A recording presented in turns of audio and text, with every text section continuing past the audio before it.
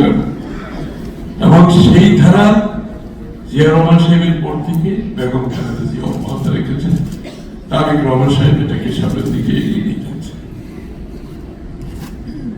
বাংলাদেশে শুধু গণতন্ত্র নয়, উনি অর্থনীতিকে গণতন্ত্রায়ন করার জন্য, ডেমোক্রেটাইজেশন অফ দ্য ইকোনমি, যে সকল মানুষের কাছে নিয়ে যাওয়ার জন্য। সব মশার বিরুদ্ধে সুরক্ষা দিতে এলো বসুন্ধরা এক্সট্রিম অ্যারোসল, মশার বিরুদ্ধে এক্সট্রিম সুরক্ষা। যে সংস্কারগুলো করেছেন, যেগুলো এই সংস্কারের উপর দাঁড়িয়ে আজকে বাংলাদেশের অর্থনীতি এখানে এসে দাঁড়িয়েছে। সুতরাং গণতন্ত্র, অর্থনীতিকে গণতন্ত্র এবং বহির্বিশ্বে বাংলাদেশের সম্পর্ককে উনি মাল্টিল্যাটারালিজমের উপর জোর দিয়েছেন।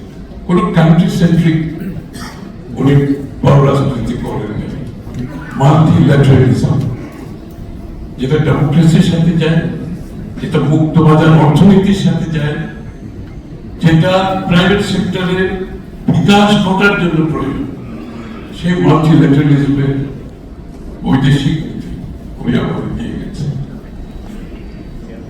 বাংলাদেশের যত অর্থনৈতিক সংস্কার হয়েছে আপনারা নিশ্চয় অবগত আছেন, সব অর্থনৈতিক সংস্কারের পেছনে বেগম খালেদা জিয়া, শুরুতে জিয়া রহমান সাহেব, পরবর্তী দেশনেত্রী বেগম খালেদা জিয়া।